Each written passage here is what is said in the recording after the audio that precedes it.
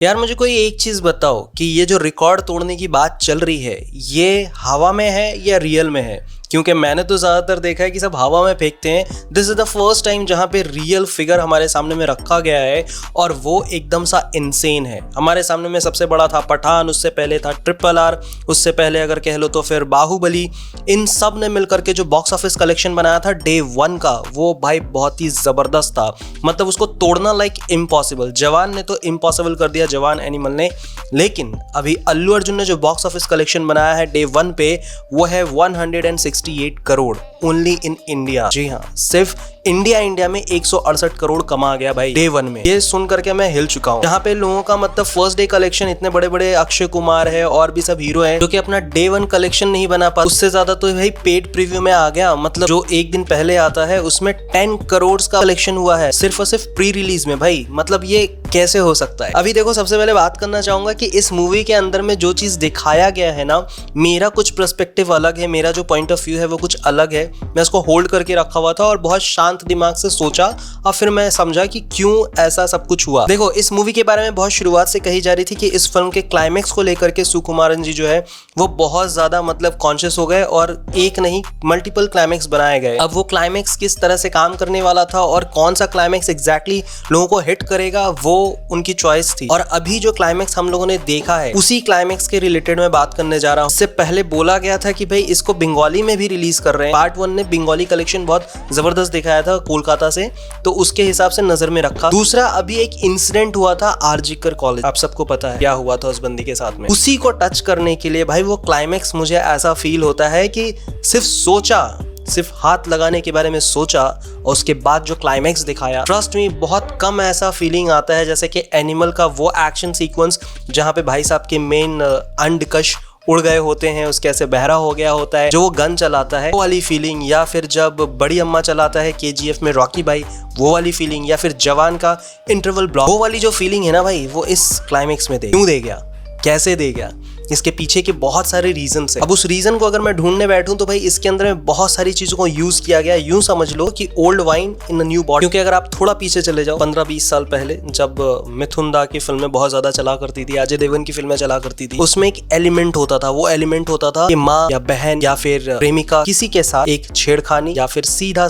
दुष्कर्म दिखा देते। और मुझे नहीं पता यार मिथुन दा के फिल्मों में क्यों इतना भर के रहता था। उनकी हर फिल्मों के अंदर में ये सीन्स होते ही होते थे। पता नहीं लोग उस चीज को कैसे लेते थे। शायद अभी के टाइम में जिस तरह से लोग क्राइम पेट्रोल देखते हैं कि भले से वो क्राइम हो रहा हो लेकिन इंटेंशन कुछ और ही रहता है, थंबनेल ऐसा बनाते हैं और उसी थंबनेल को देख करके अंदर जाते हैं। तो शायद मिथुन दा के टाइम में भी वही चीज रहा होगा और उसी फॉर्मूला को जो है यहाँ पे यूज किया गया। और तो और जब रिलीज होने वाली होगी तो उनको लगा होगा कि एक मुद्दा हमारे सामने में है, हम ऐसा भी एक क्लाइमेक्स डिजाइन करके देखते हैं। क्योंकि जहां तक मेरा मानना है, मूवी देखे हुए 2 दिन हो चुके हैं और अभी बैठ करके जब मैं सोचता हूँ कि भाई इसका क्लाइमेक्स कुछ और भी हो सकता था। इसका क्लाइमेक्स भंवर सिंह के साथ में हो सकता था। इसका क्लाइमेक्स उस लड़के का जो बाप है उसने जिसको बोला वो उसकी एंट्री दिखा सकते थे पर नहीं दिखाया। इसके अलावा जो है श्रीनु का एंगल रख सकते थे, वो नहीं रखा गया। पर जो एंगल चूज किया गया वो एंगल क्या था, एक कि फैमिली का इमोशन, फैमिली के लिए वो तड़प रहा था, वो तड़प दिखाया। एंड ट्रस्ट मी, काफी रेयरली होता है ऐसा कि आप रो पड़ो। And I was literally crying at the end of the movie. यार वो जो सरनेम के लिए मर रहा था ना भाई, कुछ तो मतलब दिल को छू गया जिस तरह से वो दिखाया क्लाइमैक्स वो।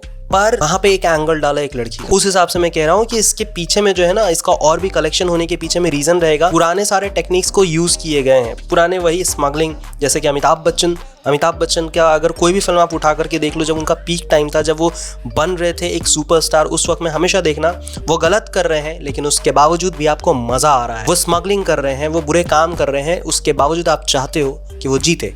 और वही चीज पुष्पा में भी दिखाया जाता है। आपको पता है कि वो स्मगलिंग कर रहा है, आपको पता है वो पूरी की पूरी सरकार पलट रहा है, आपको पता है कि वो अपना रूल बना रहा है, वो कह रहा होता है ना एक ही रूल है यहाँ पे और वो है पुष्पराज। तो भाई वो सारी चीजों को जो दिखाया गया ना लोगों के सामने में, लोग फिर से उसी को जो है ग्रैब करने लग गए और फील आने लग गया। अब अगर मैं बात करूं शेखावत की, जिसके वजह से पूरा फिल्म खड़ा था, जिसके वजह से पार्ट 1 से पार्ट 2 में जंप किया गया, और तो और जो टीजर रखा गया था वेयर इज पुष्पा, उसके बाद से पुष्पा को दिखाया जाता है कि वो टीवी में दिख रहा है और वापस आ रहा है। वो मोमेंट रखा गया था, आई थिंक वो चेंज कर दिया गया बिकॉज ऑफ दिस क्लाइमैक्स। हमें वो फहद फासिल वाला एंगल नहीं दिखाया कि उसने जब वो चंदन की लकड़ी और उसके दोनों के बीच में जो फर्क था, उस फर्क को मिटाने के नाम पे जो कांड किया, उसके बाद से क्या हुआ। क्या क्लाइमैक्स में जो हाथ में डेटोनेटर लेकर खड़ा था, जो दबाता है और ब्लास्ट हो जाता है, क्या वो है? क्योंकि मुझे हाइट से और जो बॉडी दिखाया जाता है उससे नहीं लगता है कि वो है। अब एक हाथ जले हुए का एक शॉट दिखाने से तो ऐसा नहीं हो सकता ना कि भाई वही है। बहुत सारी रूमर्स चल रहे हैं कि इस पे जो है पार्ट 3 में विजय देवरकोंडा भी होने वाला है। प्लस जिस बंदे को मारा गया है वो उसका बाप, और उसके बाप के ऊपर में एक बॉस, उसकी एंट्री। तो पुष्पा 3 का जो द रैम्पेज का नाम दिया गया है, भाई truly I am so excited. और ऑनेस्टली मैं फिर से एक बार बता रहा हूँ, जो पार्ट 1 था ना भाई, वो मुझे बिल्कुल नहीं पसंद आया था। रीजन ये था कि बहुत बोरिंग लग रहा था। 3 घंटा, 3.5 घंटे का था। 1 घंटा 40-45 मिनट में जाकर के इंटरवल हुआ। उसके बाद से सेकंड हाफ 1 घंटा 22 मिनट तक चला गया और कहीं पे भी बोर फील नहीं हुआ। मैं टाइम नोट कर रहा था ताकि मुझे समझ में आए। हमें फर्स्ट हाफ पता नहीं चला, सेकंड हाफ तो और भी नहीं ज्यादा पता चला। अब जितने भी बुद्धिजीवी है, जितने भी मतलब अपने आप को बहुत बड़ा वाला क्रिटिक समझते हो, निकाल के बता रहे यहाँ पे कमी है यार। आप किसी सॉन्ग आपको नहीं पसंद आएगा, अभी भी नहीं पसंद आएगा, लेकिन आप रश्मिका मंदाना को पसंद कर जाओगे। एक चीज तो अभी भी मुझे है, जो पार्ट 1 में था कार वाला एक सीन, अभी जो है किचन वाला सीन हो जाता है, जो कि गाना के बाद में दिखाते हैं। And literally it was so awkward. मतलब आप कैसे देख सकते हो फैमिली के साथ में, जिस तरह से अल्लू अर्जुन बोल रहा होता है मेरी रसगुल्ली, और जो वो एक्शन कर रहा होता है उस कांड के बाद में, जिस तरह से उसके होंठ को पकड़ करके कहता है तू तो आर्टिस्ट है रे। भाई आप समझ पा रहे हो क्या कहने की कोशिश कर रहा है? तो बहुत सारी ऐसी चीजें हैं जिसको आप एक्सेप्ट नहीं कर सकते, पर उसको ये कह देना कि भाई बेकार है, नहीं। जिस तरह का वो फिल्म है, जो कैरेक्टर है, खास करके जो फिल्म का मेन बेस ऑडियंस है, उनको ये चाहिए, उनको यही चीज चाहिए। मैं ये 2-3 सीन को काटने के बाद से पूरा फिल्म मुझे बहुत ही ज्यादा इंटरटेनिंग लगता है। और जिस तरह से क्लाइमैक्स में तो मानो हरगों में खून दौड़ रहा होता है कि भाई मार फाड़ दे, खा जा, चीर फाड़ दे, जो मन में आता है कर। कहते हैं ना लोग जस्टिस मांग रहे होते हैं कि ये जो हरकत हुई है उस पे क्या होना चाहिए, उस चीज को पूरा करते हुए दिखा दिया। So that is the reason कि ये फिल्म अच्छी लग रही है। और जो लोग इसको क्रिटिसाइज कर रहे हैं कि भाई अच्छी नहीं है, गदर 2 से बहुत ज्यादा अच्छी है। और मैं कहाँ कंपेयर कर रहा हूँ, इस फिल्म को अगर मार्क्स देना होगा 10 आउट ऑफ 7 दे सकते हैं, लेकिन मास ऑडियंस के हिसाब से 10 आउट ऑफ 10 है ये। और इसका कलेक्शन अभी आने वाले टाइम पे बताएगा। जहां तक मुझे फील होता है आने वाले 3 डेज के अंदर में, हाँ 3 दिन के अंदर में ये 500 करोड़ निपट जाएगा भाई इसका। जो लोग लॉन्ग रन कर रहे थे, जैसे जवान हो गया, पठान हो गया, गदर 2 हो गया, एनिमल हो गया, 600-700 करोड़ जो जा रहे थे, there was a long run 15 days का। लेकिन मुझे यहाँ पे लगता है कि ये 3 डेज के अंदर में 500 करोड़ कमा जाए। इसके अलावा और भी बहुत सारी चीजें हैं जो मैं बैठे बैठे नोट कर रहा था। अभी बैठ के सोचता हूँ कि अल्लू अर्जुन इस फिल्म में क्यों अच्छा लग रहा है, और अल्लू अर्जुन का इस फिल्म में इतना ज्यादा मतलब इफेक्ट कैसे लोगों पे जा रहा है, बताऊंगा उस बारे में अभी नेक्स्ट वीडियो में। यहाँ तक वीडियो पे बने रहने के लिए तहे दिल से धन्यवाद। मिलूंगा नेक्स्ट वीडियो में, तब तक के लिए स्वस्थ रहो, मस्त रहो, जबरदस्त रहो।